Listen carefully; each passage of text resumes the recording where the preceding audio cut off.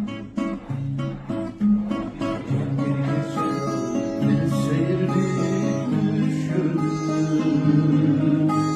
kuşa uçup ara yedi yaşlılık.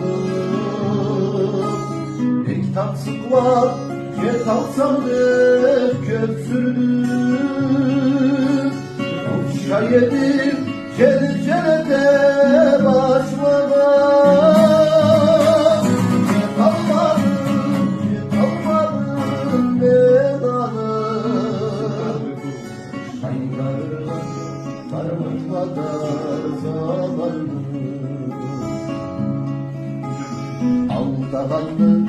Aldağanın bilgendir,